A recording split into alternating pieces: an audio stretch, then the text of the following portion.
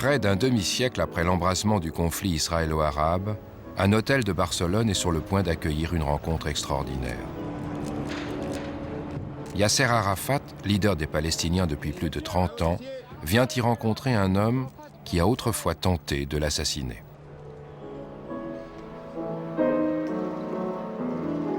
Ehud Barak, ancien chef de commando, qui aspire désormais au poste de Premier ministre, a promis la paix aux Israéliens.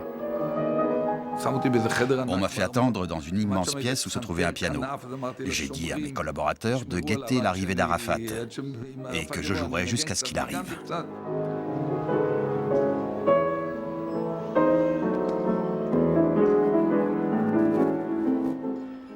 Ils m'ont dit qu'il arrivait, alors j'ai arrêté de jouer. Arafat est venu me saluer. Il m'a dit « J'ai beaucoup entendu parler de vous ». J'ai répondu « Ça fait très longtemps que je vous observe ». Puis nous sommes allés dans sa suite. Nous sommes restés en tête-à-tête pendant des heures. Arafat ouvre le feu immédiatement. Savez-vous que nous sommes aujourd'hui, au XXe siècle, le seul peuple au monde dont le pays soit occupé? Qui accepterait ça? Je lui ai dit « Les guerres sont toujours douloureuses. Elles sont synonymes de souffrance pour les deux camps. C'est à nous qu'il incombe aujourd'hui de trouver une solution. » Now we are cousins and partners and going in the same line for the peace of the braves, not only for the Palestinians. Ehud Barak semble moins convaincu. Et la détermination des deux hommes à faire la paix va bientôt être mise à l'épreuve par un président américain. Si on arrivait à résoudre le conflit entre Palestiniens et Israéliens, cela pourrait instaurer une paix plus globale au Moyen-Orient. La Syrie ferait la paix avec Israël, Israël aurait des relations stables avec ses voisins arabes, et ensemble, ils pourraient bâtir un nouveau Moyen-Orient.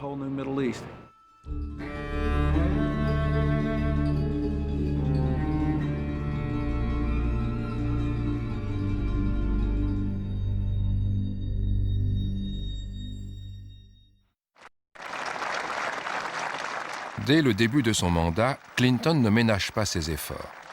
De longues négociations à Oslo ont conduit Arafat et le Premier ministre israélien Yitzhak Rabin à un accord.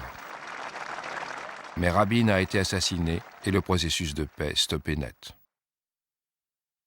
Clinton décide alors de consacrer les 2 dernières années de son mandat à résoudre le conflit israélo-arabe.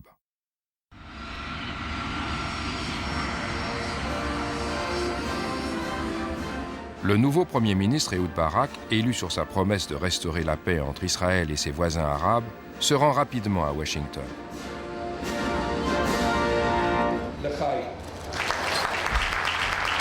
On parlait, Ehud s'emportait et faisait de grands gestes, et moi je m'emportais et mâchouillais mon cigare. Nous avons discuté des stratégies qu'il fallait adopter pour faire face à des adversaires imprévisibles.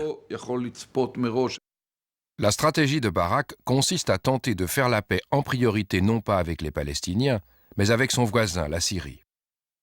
J'ai dit au président Clinton qu'avec la Syrie, les choses seraient plus simples, parce qu'il n'est question ni de terre des ancêtres, ni de temple.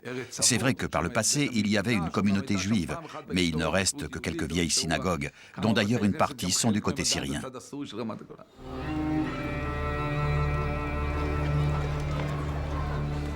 Mais le président syrien vieillissant, Hafez al-Assad, se refuse absolument à recevoir un Israélien. Clinton envoie donc sa secrétaire d'État, Madeleine Albright, à Damas. L'accueil que lui réserve le ministre des Affaires étrangères est chaleureux mais ferme. Il n'y aura pas de négociation de paix tant qu'Israël ne se retirera pas des territoires occupés en Syrie. Nous leur avons dit qu'un retrait signifiait un retour aux frontières du 4 juin 1967. En d'autres termes, ce qui appartenait aux Syriens la veille du conflit, le 5 juin 1967. Lors de la guerre des 6 jours en 1967, Israël s'est emparé du plateau du Golan, surplombant le lac de Tibériade ou mer de Galilée. En réclamant sa restitution, le président Assad montre son intransigeance. Pour Madeleine Albright, la tâche va être difficile. Il vivait dans un palais incroyable, qu'on aurait dit tout droit sorti d'un film de James Bond. Et nous avons discuté. Je lui ai dit que nous voulions faire avancer ces négociations, et il a dit oui. Et nous avons été très surpris, à vrai dire. À tel point que j'ai voulu m'assurer que j'avais bien entendu, bien compris, parce que tout passait par le truchement d'interprètes. Le président Assad a dit à Madame Albright « J'ai confiance dans le président Clinton, j'ai confiance en vous. Je sais que vous voulez un traité de paix et moi aussi. » Je lui ai dit « Quand pouvons-nous commencer ?» Et il a répondu « Tout de suite ». Je lui ai demandé qui il allait envoyer et il m'a dit qu'il enverrait son ministre des Affaires étrangères. Dès la semaine suivante, le ministre syrien des Affaires étrangères et sa délégation arrivent à la Maison-Blanche pour rencontrer l'ennemi israélien en terrain neutre. Nous avons dit aux Américains que le plateau du Golan et les territoires syriens devaient revenir aux Syriens. Les négociations ne devaient pas porter sur la question de savoir si la restitution du Golan serait partielle ou totale, mais sur les autres aspects du traité de paix, sur ses autres composantes. Les Américains sont persuadés que Barak, qui tient absolument à ce traité de paix, accédera à la demande principale de la Syrie. Mais lorsque l'avion israélien atterrit à Washington, toute la délégation descend de l'appareil, toute, sauf Barak. On a attendu et quelqu'un est venu me dire que le Premier ministre voulait me voir. Donc je suis monté dans l'avion et j'ai dit à Barak, « Monsieur le Premier ministre, tout le monde vous attend. » Il m'a regardé et il a dit, « Je ne peux pas. Je ne peux pas entamer les négociations et renoncer à toutes mes cartes dès la première rencontre. Ça se saura en Israël et je serai considéré comme un crétin. Qui plus est, les sondages montrent que les Israéliens ne sont pas prêts à soutenir un traité de paix. Je ne peux pas l'accepter, non pas parce que ce ne sera pas un bon accord, mais parce que ça veut dire qu'il n'y aura pas d'accord. Il n'y aura pas d'accord. Barak se ressaisit et, sous l'objectif des caméras, se plie au rituel des accolades comme si de rien n'était.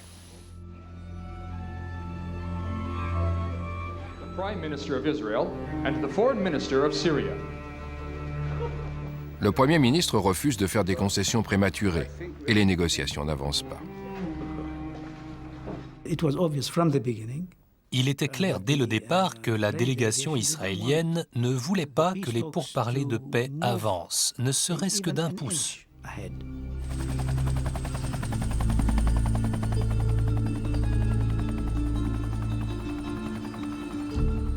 Après les fêtes de Noël, les pourparlers reprennent à Shepherdstown, en Virginie occidentale.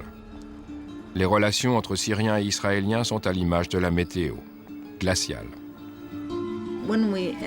Quand on est entré dans la pièce, j'ai gardé mes mains comme ça, car je ne savais pas qui était israélien et qui était américain. Donc j'ai décidé de ne serrer la main à personne pour éviter de serrer la main à la mauvaise personne, au cas où quelqu'un prendrait une photo. Barak annonce à Clinton qu'il veut garder des territoires autour du lac de Tibériade, territoires qui, pour les Syriens, ne sont pas négociables. Il y a des questions politiques que chacun des deux camps considère comme primordiales, qu'elles soient territoriales ou symboliques. Pour nous, il s'agissait de la question du bassin du lac de Tibériade. Barak avait une très bonne raison de vouloir conserver une bande de terre tout autour de la mer de Galilée, au lac de Tibériade. À savoir que ce lac fournissait quelque 30% de son eau à Israël. J'ai dit à Clinton, allez voir le président Assad en personne. Il faut que l'Amérique pèse de tout son poids dans la balance. Comme ça, on verra si ses intentions sont sérieuses ou pas. Clinton prend le risque. Il accepte d'inviter le président Assad sur un terrain neutre. J'ai appelé Assad et je lui ai dit que je me rendais en Europe et que j'aimerais le rencontrer à Genève et que j'aurais peut-être une offre de Barak qui pourrait l'intéresser. Le président Assad a essayé de savoir par téléphone de quoi parlait le président Clinton, et il m'a prié de lui demander ce qu'il avait précisément en tête. Je ne savais pas moi-même précisément jusqu'où les Israéliens étaient prêts à aller. Et le président Clinton a dit qu'il ne voulait pas en parler par téléphone. Le président Assad a donc pensé que si Clinton insistait autant pour le rencontrer, c'est qu'il allait obtenir le rétablissement des frontières du 4 juin 1967.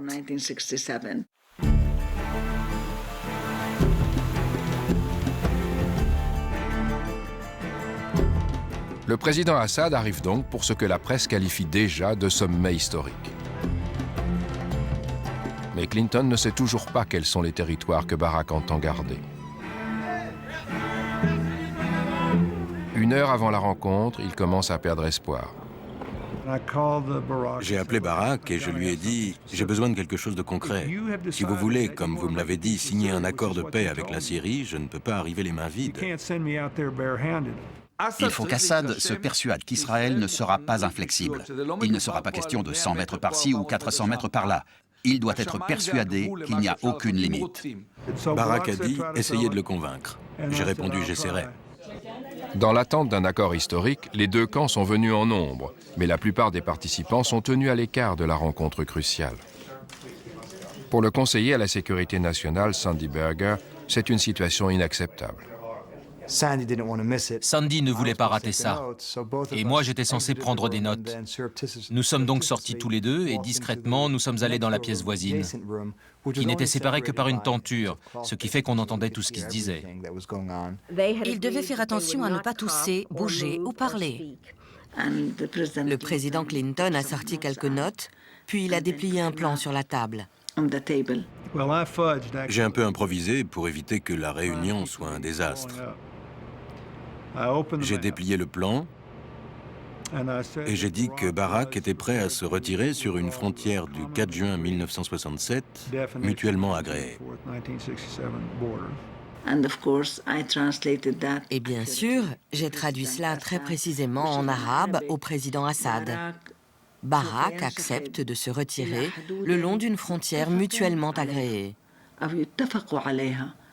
Le président a alors voulu savoir ce que signifiait mutuellement agréé. Il m'a dit, demandez-lui ce qu'il entend par frontière mutuellement agréée. Ça veut dire quoi? Faites-lui répéter. L'expression « frontière mutuellement agréée » lui a fait comprendre immédiatement que ce n'était pas lui qui allait dire où s'arrêtait la frontière du 4 juin 1967. Je n'oublierai jamais ce qu'il a dit. Il a dit « C'est aussi notre lac.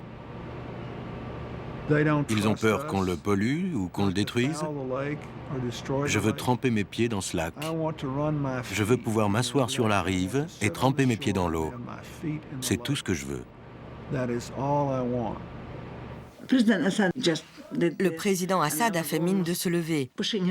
Et je l'ai retenu parce qu'on se doutait que ça pouvait mal se terminer, mais pas aussi rapidement. Il a mis un terme aux négociations. Je n'ai même pas fini la présentation. Sandy, qui était assis à côté de moi dans la pièce voisine, a pris un papier et un stylo. Et il a écrit « Hélas, c'est bien une rencontre historique. » Un échec historique, pas une réussite historique.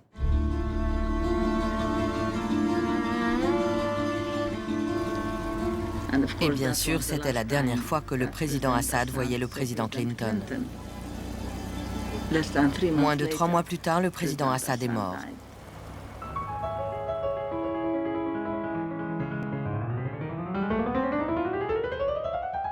Barack tourne la page de cet échec avec les Syriens et se concentre alors sur le problème bien plus épineux des Palestiniens. Ces derniers ont de sérieux griefs.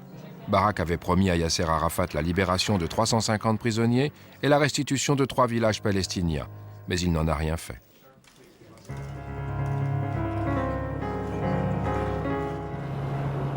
Et il a étendu les implantations sur les territoires palestiniens autour de Jérusalem.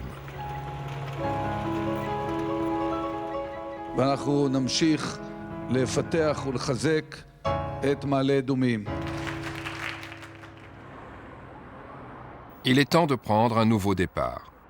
Barack, qui a promis la paix à ses électeurs, envoie son ministre de la Sécurité intérieure, Shlomo Ben Ami, dans les territoires occupés pour entamer des négociations.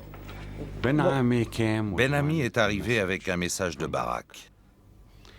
Il est temps que les chefs d'État se rencontrent et prennent des décisions historiques. C'est le bon moment. L'heure est venue. Il est plus que temps d'organiser un sommet. Arafat n'a pas du tout été impressionné. Le seul sujet dont il voulait parler, c'était Jérusalem. Il n'arrêtait pas de demander « Et que fait-on pour Jérusalem ?»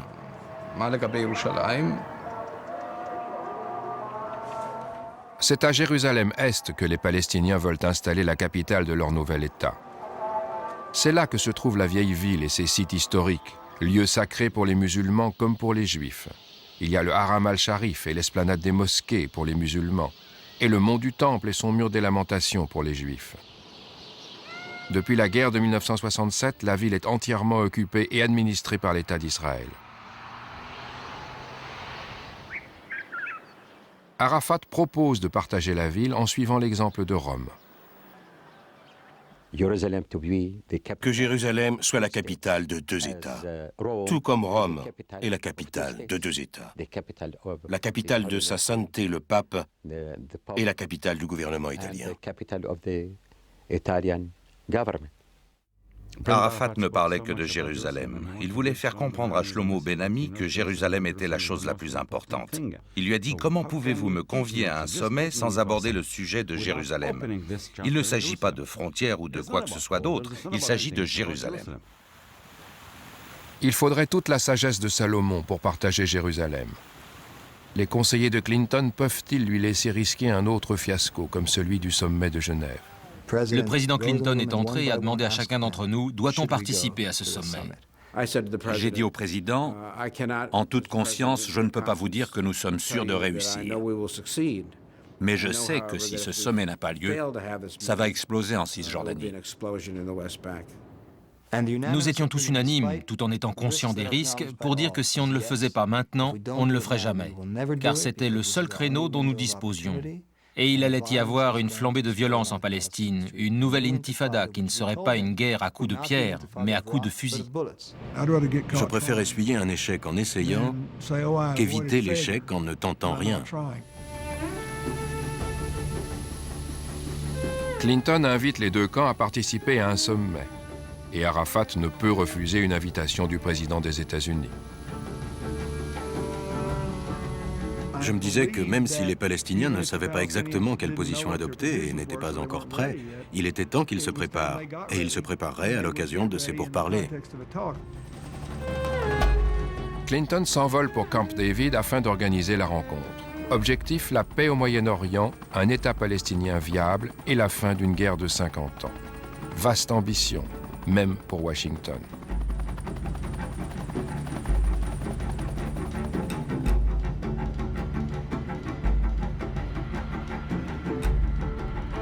En chemin vers les États-Unis, Barak est inquiet. Il a joué son avenir politique en faisant le pari qu'Arafat se révélerait un vrai partenaire dans le processus de paix. L'ambassadeur des États-Unis en Israël se trouve dans l'avion de Barak. Quand Barak a été prêt à me parler, il est retourné dans sa chambre et m'a fait appeler. Je me suis assis sur le lit parce qu'il n'y avait pas d'autre endroit où s'asseoir. Je lui ai dit, j'ai l'impression que je suis un trapéziste et que je suis sur le point de lâcher mon trapèze. Mais je ne sais pas si mon partenaire est prêt à me rattraper. Et il n'y a pas de filet de sécurité.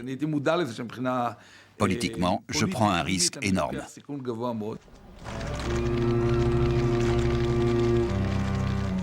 Barak fait part de sa position de départ à Clinton. Jérusalem ne sera jamais partagée. Arafat exige la moitié de Jérusalem pour en faire sa capitale et la souveraineté palestinienne sur ce que les musulmans appellent le Haram al-Sharif et les juifs le mont du Temple.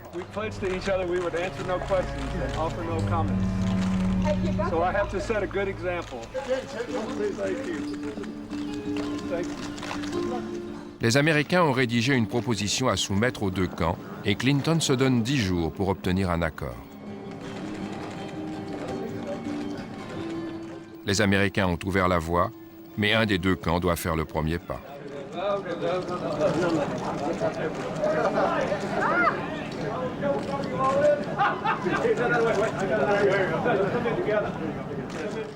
À partir de maintenant, les portes se ferment sur les négociations. La proposition américaine est d'abord présentée à Barak. Elle semble spécifier que les Israéliens devront partager Jérusalem avec les Palestiniens.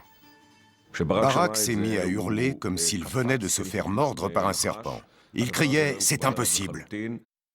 Les Américains ajoutent un amendement pour tenir compte de la position d'Israël et apportent la proposition au chalet d'Arafat.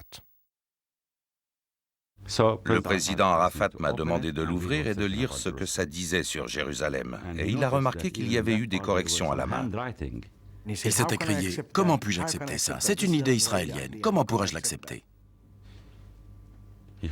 Il m'a regardé et il a dit « Le plus important pour moi, c'est Jérusalem ». Il m'a arraché la proposition des mains, l'a jetée par terre et s'est mis à crier « Appelez le président Clinton, je veux voir Clinton !» Je lui ai dit « Je ne peux pas aller réveiller le président des États-Unis à 2h30 du matin ». J'étais au lit et j'ai reçu un appel de Gamal. Il m'a dit « Madame la secrétaire, vous n'allez pas le croire. Ou peut-être que si, vous allez le croire, parce que vous connaissez les Palestiniens. Ils sont en colère et ils veulent absolument vous parler. » J'ai dit « Vous plaisantez ?» Il a dit non. Il était 2h30 du matin. Tout le monde se confondait en excuses. J'étais très gêné d'aller dans les appartements d'une dame à 3h moins 5 du matin. J'étais très mal à l'aise. Et je me suis dit, c'est pour ça qu'on me paie. Alors je me suis levée, je me suis habillée et je les ai reçus dans le salon de mon chalet. Je lui ai expliqué que nous ne pouvions pas accepter cette proposition. C'était un assemblage à la va-vite et nous ne pouvions pas bâtir la paix là-dessus. Elle a dit, très bien, c'est votre position, je vais en informer le président. Pendant une semaine, tous les efforts américains sont rejetés de part et d'autre. Et Barak, qui avait demandé ce sommet, refuse désormais purement et simplement de négocier directement avec Arafat.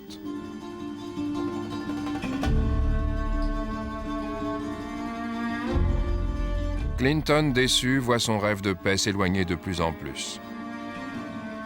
Et il doit partir au Japon pour le sommet du G8 le lendemain. Il met Barak au pied du mur. Je lui ai dit qu'il devait faire une offre plus intéressante. Il fallait que ça avance. Je devais partir pour Okinawa et il allait falloir tout arrêter, ça aurait été dommage. Quand je lui ai dit ça, il a dit « Bon, je vais aller parler à mon équipe ». Barak réunit sa dizaine de collaborateurs. Je leur ai dit, on va devoir prendre une grande décision, la plus importante de toute notre histoire, aussi importante que celle de Ben Gourion lors du partage de la Palestine et de la création de l'État d'Israël, aussi importante que lorsque Begin a décidé de rendre le Sinaï pour faire la paix avec l'Égypte. Nous devons prendre une décision ou ce sera la catastrophe. Chacun des intervenants incite Barak à sacrifier une partie de Jérusalem afin d'éviter une flambée de violence. Mais Barak sait qu'un tel geste pourrait être synonyme de suicide politique. Le débat dure toute la journée. Nous avons attendu des heures et des heures. Le président était de plus en plus en colère et énervé. Il avait l'impression qu'on nous traitait comme des moins que rien.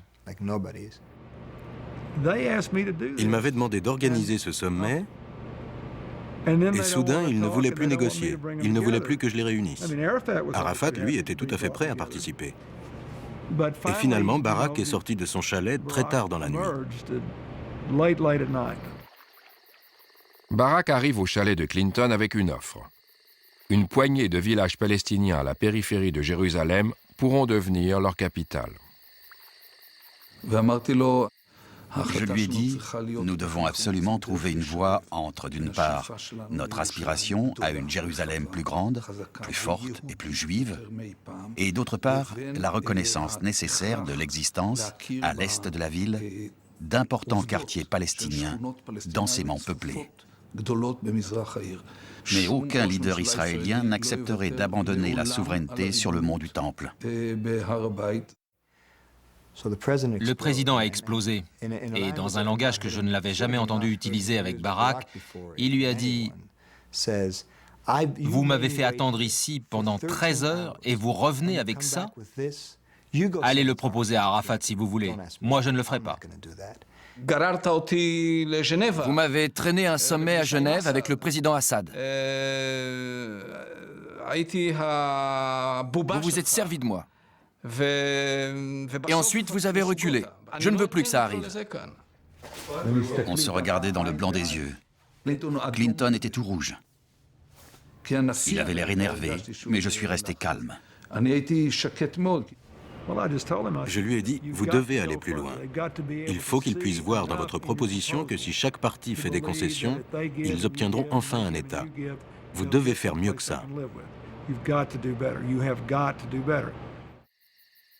La tactique d'ouverture de Barak a échoué. Le grand stratège va-t-il devoir abattre ses cartes? Je suis allé voir Barak. Je suis allé à vélo jusqu'à son chalet, en secret. Je suis passé par l'entrée de derrière. Il était assis, il avait tout un tas de journaux israéliens éparpillés autour de lui. Il ne s'était pas rasé et il avait l'air très soucieux et replié sur lui-même. Il m'a dit, écoute Gil, tu crois que je dois prendre cette décision? Si on accepte de partager la souveraineté sur la vieille ville de Jérusalem, nous pourrions obtenir en échange la fin du conflit. Le soir même, Barak revient au chalet de Clinton. Je lui ai dit, je suis d'accord pour que vous proposiez à Arafat que nous partagions la vieille ville. Il y a eu un grand silence dans le chalet de Clinton. Nous avons tous pris conscience que Barak venait de faire, de son point de vue, une énorme concession, qu'il venait de briser un tabou. Barak laissait Jérusalem-Est aux Palestiniens pour en faire leur capitale. Il acceptait de partager Jérusalem, chose que tous les Israéliens avaient juré de ne jamais faire, et il laissait aux Palestiniens les quartiers chrétiens et musulmans de la vieille ville. L'idée que la moitié de la vieille ville puisse être sous le contrôle d'Arafat était impensable. Nous étions allés à Camp David en pensant que tout ce qu'on obtiendrait des Israéliens, ce serait une partie de la périphérie. S'il n'accepte pas cette proposition, ça prouvera juste qu'au fond, ce n'est qu'un terroriste, qu'il n'utilise pas seulement la terreur comme tactique pour parvenir à un accord. Clinton fait venir Arafat dans son chalet. Il était aussi en colère parce qu'il avait attendu toute la journée, qu'on était en plein milieu de la nuit et que personne ne lui avait rien dit. De son point de vue, il n'avait rien fait de mal. On lui avait demandé de venir et il lui semblait que tout le monde se pliait aux horaires des Israéliens. Qu'est-ce que ça voulait dire? Bref, il est arrivé, il y avait lui, moi et Gamal, mon interprète. Clinton compte sur son interprète pour traduire en arabe la proposition de la manière la plus attrayante possible pour le leader palestinien. Mais une des clauses de l'accord passe mal. En ce qui concerne l'esplanade des mosquées, le lieu saint de la vieille ville qui importe le plus à Arafat, Barak insiste pour en conserver la souveraineté. Il propose à Arafat d'en être seulement le gardien. J'ai essayé de lui expliquer que c'était une victoire pour les Palestiniens. Jérusalem ne serait pas perdue. L'esplanade des mosquées ne serait pas perdue. J'ai essayé de lui expliquer de différentes manières le principe du gardien. Si vous prenez la Mecque, le roi Fahd n'est pas le propriétaire de la mosquée Al-Aqsa. Il en est le gardien. Il y a certaines choses que vous n'accepteriez pas si vous étiez à ma place. Je l'ai quasiment supplié. Je lui ai dit, « Monsieur le Président, vous devez au moins écouter cette proposition. » Les autres membres de l'équipe retiennent leur souffle. On était tous agglutinés derrière la porte et chacun son tour, on l'entrouvrait ou on regardait par la fenêtre pour voir ce qui se passait. Et ce qui se passait, c'est que Clinton jouait à Arafat toute la gamme des sentiments. Il essayait toutes les manières, la cajolerie, la persuasion. Vous savez aussi bien que moi que je ne vous proposerai pas ça si je ne pensais pas que les Israéliens accepteraient. Il faut que vous acceptiez pour qu'on puisse continuer, sinon je pars pour Okinawa et on arrête là. Il lui a dit, vous me perdrez, vous perdrez mon amitié, notre amitié sera finie, ce que nous avons construit. C'est moi qui vous ai fait venir ici. Les Palestiniens sont à 2 doigts de l'indépendance, d'avoir un État. Tout ça sera balayé, vous rentrerez les mains vides, tout sera annulé. C'était une menace. Que pouvait-il répondre? Monsieur Clinton, vous êtes injuste?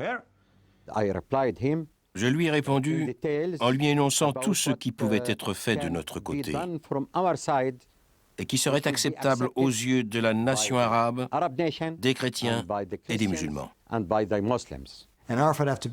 Après avoir été sur la défensive au début, Arafat a pris la main du président Clinton et lui a dit « Vous êtes mon seul ami, je ne peux pas vous perdre. » Il était évident qu'on essayait de me forcer la main. Arafat est pris au piège. Barak lui a tout donné, sauf la seule chose qu'il voulait vraiment. Il retourne dans son chalet pour consulter son équipe. Il agitait la jambe, furieusement. Et il faisait souvent ça, c'était un tic nerveux. Il a dit, si les Israéliens m'avaient donné ce que je voulais à Jérusalem, j'aurais été moins inflexible sur le reste. Mais si j'abandonne ce qui appartient au monde islamique, je vais me faire assassiner. Le principal problème, c'était les lieux sacrés. Le président Arafat n'a pas donné une réponse directe à Clinton. Il lui a seulement dit « Je ne peux pas trahir Jérusalem », ce qui revenait à dire non. Clinton repousse son départ pour le Japon afin d'essayer de convaincre Arafat de changer d'avis. En vain. Mais aucun des deux camps ne veut assumer la responsabilité de cet échec. Les deux camps ont dit « Nous voulons rester. Vous nous invitez à rester pendant votre absence ?» J'ai dit « Bien sûr. » Clinton tente alors un numéro de bluff sur Barak. Le président Clinton lui a rapporté sa conversation avec Arafat en exagérant les propos d'Arafat et en faisant comme s'il avait accepté les propositions de Barak. Je suis allé chercher Chelsea et on est parti pour Okinawa, pour mon dernier sommet du G8. Et ils sont restés.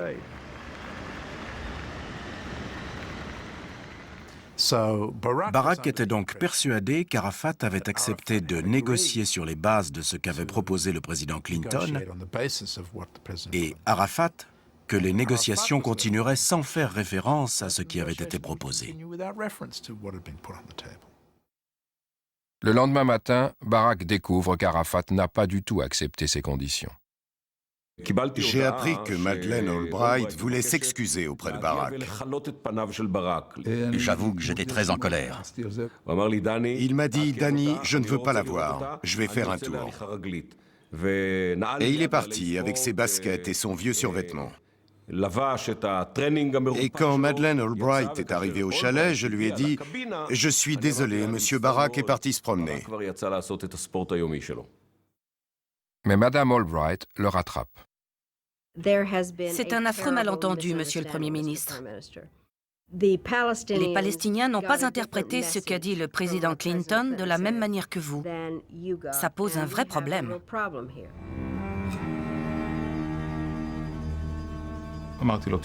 Je lui ai dit, vous devez rencontrer Yasser Arafat en tête-à-tête. Barak a déclaré, tant qu'il ne répond pas qu'il est prêt, au moins sur le principe, à accepter quelque chose de la proposition que nous lui avons faite, je refuse de le rencontrer. C'est inutile. À quoi ça servirait? Il peut toujours dire, Barak m'a promis ceci ou cela en tête-à-tête. Ou bien, il a dit ça et moi j'ai dit ça. On ne peut rien prouver.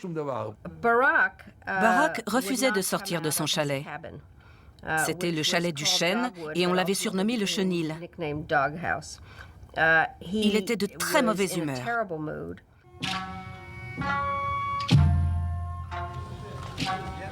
Pendant que Clinton passe 4 jours bras dessus, bras dessous avec les autres grands de ce monde au Japon, à Camp David, les négociations sont au point mort. À son retour, il découvre que Barak ne veut toujours pas céder la souveraineté sur le mont du Temple et qu'Arafat n'acceptera aucun accord sans cette condition. C'était une nuit épouvantable quand on est allé dans le chalet du président Clinton. Clinton a compris tout de suite que nous apportions une réponse négative. Nous n'avons pas eu besoin de parler.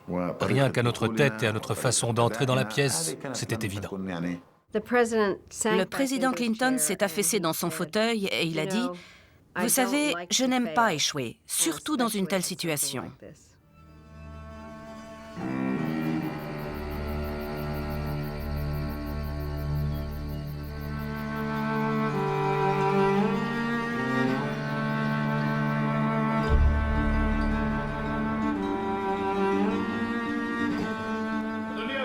En Israël, à la Knesset, Barak est montré du doigt pour cet échec, et même accusé de trahison pour avoir marchandé le mont du Temple. Et un redoutable adversaire se donne pour mission de le chasser du pouvoir. One man, the Prime Minister, without discussing the issue with the inner cabinet, without bringing it to the government, without bringing it to the Knesset, without asking any one of the Jewish leaders around the world, decided to hand over the holiest place of the Jewish people. I would say it's something that no one can understand.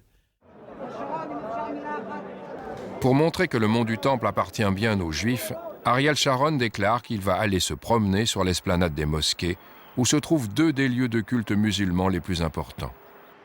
J'y étais déjà allé à plusieurs reprises. Et comme nous étions à la veille des fêtes, j'ai senti que je devais y aller.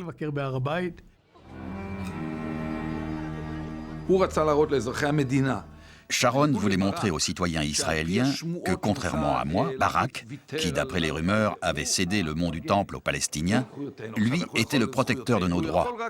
Et comment comptait-il le montrer? En usant de son droit d'aller se promener sur le mont du Temple. J'aurais pu l'en empêcher, mais à quoi ça m'aurait servi d'empêcher une manifestation politique contre moi?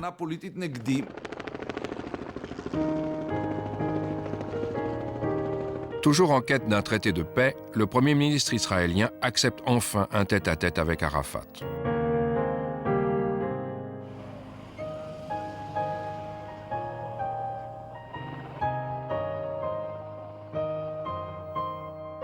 Un dîner est organisé dans la maison d'Ehud Barak. Madame Barak est entrée, il s'est écrié Nava, et tout le monde s'est levé. Bien sûr, elle est venue serrer la main de M. Arafat. Il lui a fait un baisement. Arafat s'est montré extrêmement courtois. Il s'est conduit comme un véritable comte polonais. Il faisait le baisement, des révérences. Elle a dit « J'ai cuisiné un délicieux poulet pour vous ». J'ai répondu « Heureusement que ce n'est pas du poisson car je suis allergique », ce qui est vrai. J'ai dit à Ehud Barak, vous devez le prendre à part et lui parler en privé. Il m'a répondu, qu'est-ce que je vais faire des autres invités? Je lui ai dit, laissez-les nous, on s'en occupe. Barak et le président Arafat se parlaient presque en chuchotant. J'étais assis à côté du président Arafat pour l'aider à traduire. Et tout à coup, ils se sont levés tous les deux et ont dit « On va aller dehors ». Il y avait une véranda dehors. Ils sont sortis par la porte vitrée et ont refermé derrière eux. On était comme des marieuses. Est-ce qu'ils vont conclure ou pas? Enfin, ils se parlaient. Barak et Arafat reviennent dans la pièce pleins de confiance et annoncent aux négociateurs que la bonne volonté qu'ils ont créée permettra de surmonter les derniers obstacles sur le chemin de la paix. Yasser Arafat a déclaré « Si Dieu le veut, nous signerons un accord dans une semaine ». Il a regardé Barak et lui a dit « Laissez-les partir, nous allons y arriver. Mais je vous en prie, ne laissez pas Sharon aller se promener sur l'esplanade des mosquées. » Dans la pièce plane toujours la menace de la visite de Sharon sur l'esplanade des mosquées au mont du Temple, prévue 3 jours plus tard. Je me souviens que le président Arafat a dit à M. Barak « Il veut tout détruire. Votre Excellence, s'il va sur l'esplanade des mosquées, il sera le seul à en rire dans les mois qui viennent. » Il faut prendre en considération le fait que cette visite va créer un énorme scandale. Pas seulement pour nous, mais pour les musulmans du monde entier. Monsieur le Président, la loi autorise tout le monde à visiter le mont du Temple, y compris les députés israéliens. Ce n'est pas une zone militaire fermée. Barak n'intervient pas. Juste après le lever du jour, Sharon pénètre sur l'esplanade des mosquées, escortée par des centaines de policiers et de gardes du corps.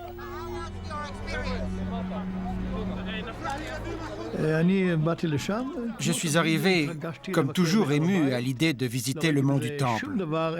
Je n'aurais jamais imaginé que ça aurait pu provoquer une nouvelle intifada.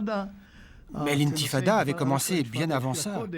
I came here with a message of peace. I believe that we can live together with the Palestinians. I came here to the holiest place of the Jewish people in order to see what happens here. Ce qui se passe ce jeudi-là, c'est qu'une foule de Palestiniens en colère déborde le cordon de sécurité et tente de lapider Sharon.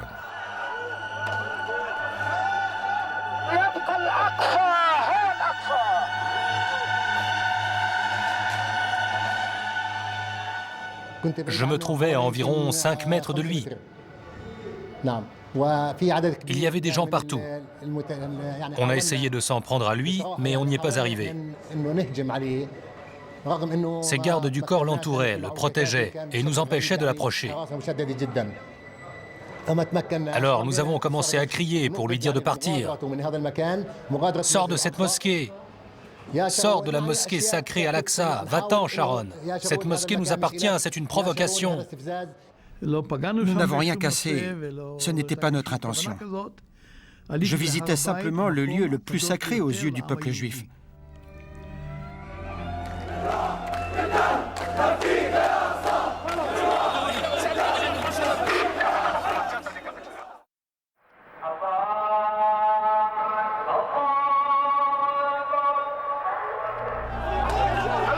Le lendemain, après la prière du vendredi, la police israélienne ouvre le feu sur des manifestants palestiniens et tue 3 personnes.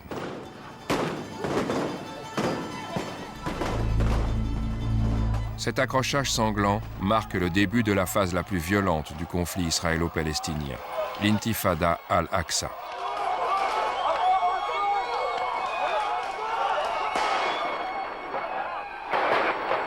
Une flambée de violence balaie les territoires occupés et le processus de paix semble condamné. Mais Clinton est résolu à le sauver. Il se tourne vers sa secrétaire d'État. Il était primordial d'essayer de réunir Barak et Arafat. Je suis allée à Paris voir M. Védrine, le ministre des Affaires étrangères. Madeleine voulait à tout prix obtenir quelque chose, si possible avant les élections de novembre, mais en tout cas avant que Bill Clinton quitte la Maison-Blanche. Pour aller plus vite, Madeleine Albright convie Barak et Arafat à discuter d'un cessez-le-feu. Mais le lieu de la rencontre pose un problème. Il y avait un risque à ce que ça se passe en France, car cela posait la question du rôle des Français. Jacques Chirac, quant à lui, a déjà analysé les causes de l'intifada. Une provocation irresponsable sur le lieu saint de l'esplanade des mosquées. Le problème, c'est qu'on ne voulait absolument pas que Chirac s'en mêle.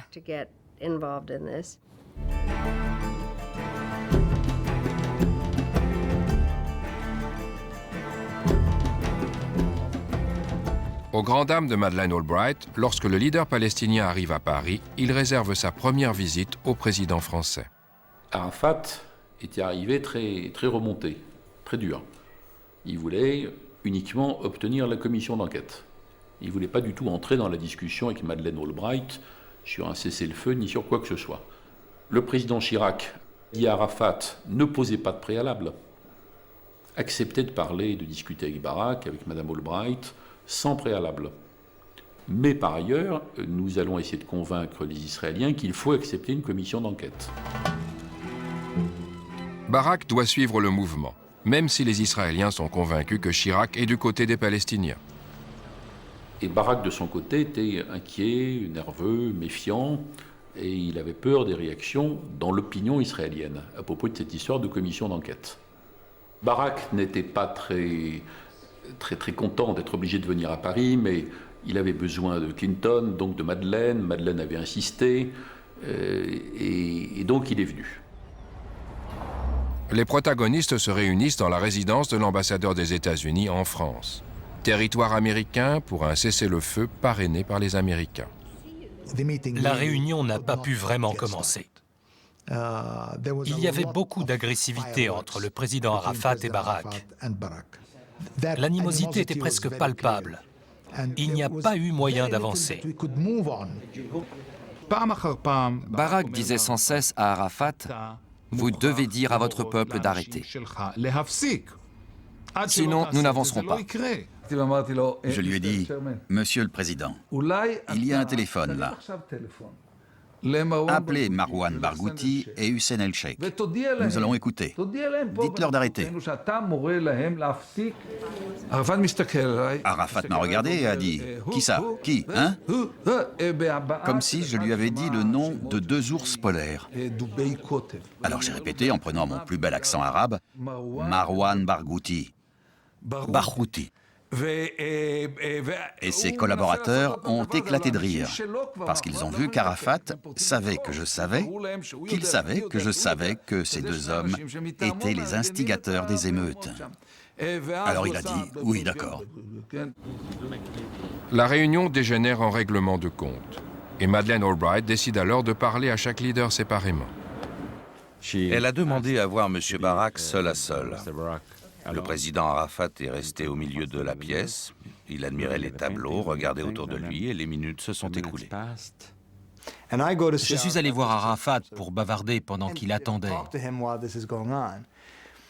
Il m'a regardé et il a dit en haussant le ton « Vous croyez que je ne vois pas ce qui se passe? Je sais pourquoi j'attends. Je sais que Barak est au téléphone avec Chirac pour essayer de le monter contre moi. Et je ne l'accepterai pas. » Il pensait qu'elle allait avoir fini avec Barak dans 1 minute, dans 2, 3, 4, 5, 10, et tout à coup. Il est sorti en trombe et il est parti. Il a dévalé les escaliers et il est monté dans sa voiture. Madame Albright lui a couru après.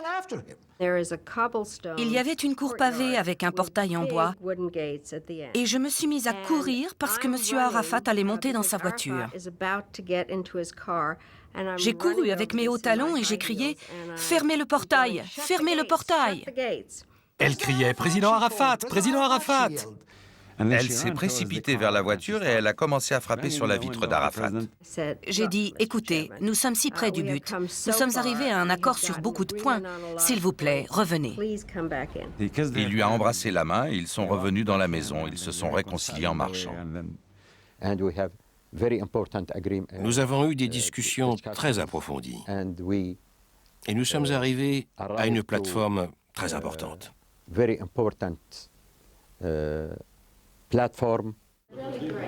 La plateforme que veut mettre sur pied Arafat doit déterminer qui est responsable de la dernière flambée de violence. Ce qu'Arafat voulait, c'était une commission d'enquête internationale pour découvrir ce qui s'était vraiment passé et ce qui avait déclenché l'intifada. Qui avait frappé le premier? Mais les Israéliens n'étaient pas du tout d'accord. Ils ne voulaient pas de commission internationale, ni que les Nations Unies s'en mêlent. À 23 h le soir même, il est décidé que les détails de l'enquête seront définis ultérieurement. Les pourparlers sont sur le point d'aboutir à un accord de cessez-le-feu qui couronnerait les efforts de paix de Clinton. Soudain, je reçois un appel du président Chirac qui me dit « Je vous reçois dans mon pays.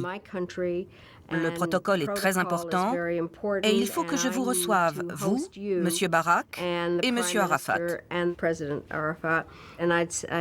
Je lui ai répondu en français « Monsieur le Président, c'est un moment très important. Ce n'est pas une très bonne idée que nous venions maintenant.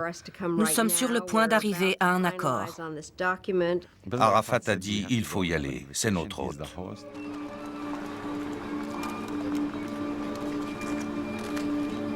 Quand ils arrivent à l'Élysée, l'accueil chuchoté de Chirac ne fait qu'augmenter les craintes de la secrétaire d'État américaine. Elle découvre en effet qu'au lieu du dîner qu'elle attendait, Chirac a préparé la table pour une réunion formelle. Sont également présents le secrétaire général des Nations Unies ainsi que le Premier ministre français. Dès qu'Yasser Arafat prend la parole, il veut cette commission d'enquête, c'est pour lui un point fondamental. Et Barak refuse. Donc le président de la République, au nom du pays qui exerçait la présidence, a parlé de la commission d'enquête, mais pas comme condition préalable. Madame Albright a dit « Monsieur le Président, nous avons déjà discuté de l'enquête. C'est réglé. » J'étais très en colère contre Chirac, ça c'est sûr. Et je me souviens que je lui ai jeté un regard noir en pensant « Vous avez violé notre accord, ce n'est pas ce qui était prévu. » Monsieur le Président, s'il vous plaît. Est-ce qu'on peut avoir une photo, s'il vous plaît? Monsieur le Président. Et Madeleine Albright n'est pas au bout de ses peines. S'il vous plaît, messieurs. Au lieu de retourner aux négociations, Arafat rentre à son hôtel, laissant Madeleine Albright en plan. Madame Albright lui a dit « Vous m'aviez promis de rester ». Je lui ai couru après et j'ai dit « Monsieur le Président, vous devez encore paraffer l'accord. Vous avez donné votre parole. » Il a dit « Je tiens ma parole, je laisse mon ministre des Affaires étrangères, Nabil Shahad, pour continuer les pourparlers avec le ministre israélien. Je serai à mon hôtel et vous pouvez m'appeler à n'importe quelle heure. » On ne pouvait pas fermer le portail, on était à l'Élysée, donc il est monté dans sa voiture, il a dit à son chauffeur de démarrer et il est parti. Arafat a échappé à cette tentative de lui faire signer un accord de cessez-le-feu sans enquête préalable. L'intifada continue.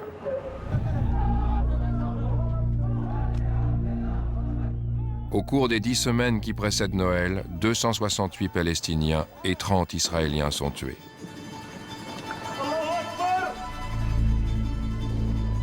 Mais le président Clinton ne se laisse pas décourager. Merry Christmas, and let's light the tree. Thank you very much.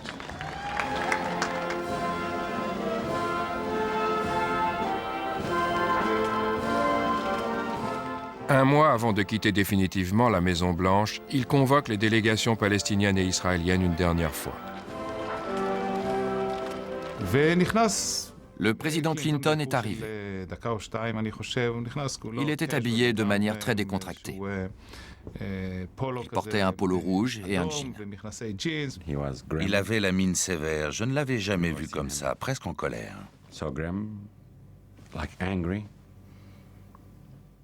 La proposition de Clinton donne aux Palestiniens un État et une capitale à Jérusalem-Est, ainsi enfin que la souveraineté sur le Haram al-Sharif.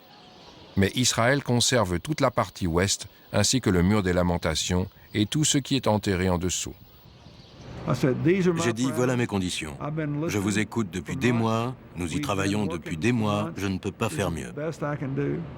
Si vous les acceptez, tant mieux, sinon elles deviendront caduques quand je partirai. Il s'est levé, il a dit « Dieu vous bénisse » et il est sorti. Le gouvernement israélien accepte rapidement la proposition de Clinton, à condition que les Palestiniens fassent de même. Mais les Israéliens remettent en secret une longue liste de réserves. Arafat demande lui aussi des éclaircissements. Clinton le convoque à la Maison-Blanche et exige une réponse définitive. Arafat a dit des choses sensées.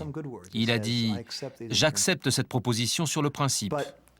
Mais comme ce doit être aussi le cas pour Barak, j'en suis sûr, j'ai quelques réserves sur certaines questions. Et comme dans toute négociation, Barak et moi devrions pouvoir en discuter. » Les réserves d'Arafat portent essentiellement sur le compromis de Clinton concernant le mont du Temple et l'esplanade des mosquées. J'ai donc proposé que les Palestiniens aient la souveraineté sur la partie supérieure du mont du Temple et que les Israéliens gardent la souveraineté sur le mur des Lamentations et le Saint des Saints dont ils faisaient partie, ce qui leur donne en fait le bas du mont du Temple où se trouvent les ruines du Temple de Salomon et du Temple d'Hérode. Ils ont la souveraineté sur la base du Haram al-Sharif et nous avons la souveraineté sur le sommet. Qui accepterait ça? Clinton était terriblement déçu et il a dit à Arafat « On m'a souvent dit que vous étiez du genre à attendre la dernière minute, mais là, je crois que votre montre est détraquée, Monsieur le Président. »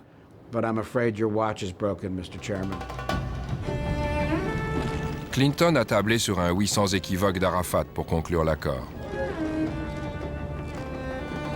Il ne l'a pas encore dit à Arafat, mais Barak, qui espère se faire réélire dans les semaines qui viennent, lui a téléphoné la veille avec une mauvaise nouvelle. Je ne veux même pas discuter pour savoir si ces paramètres conviennent pour un accord final. Tels qu'ils sont, nous ne pouvons pas les accepter. Arafat n'ayant pas accepté ces conditions, Barak subissait une énorme pression politique. Il avait besoin d'une certaine marge de manœuvre pour pouvoir faire comme s'il se dégageait de l'accord lui aussi, ce que je comprenais. Aucun des deux camps n'accepte les termes de Clinton. Une occasion historique vient d'être manquée.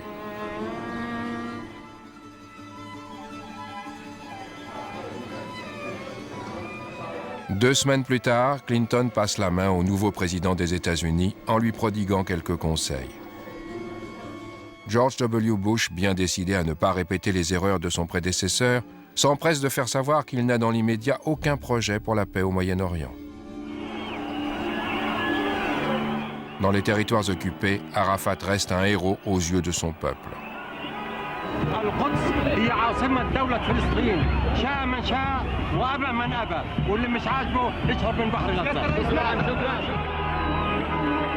Mais les Palestiniens ont beau manifester leur joie, ils n'ont toujours pas obtenu leur État.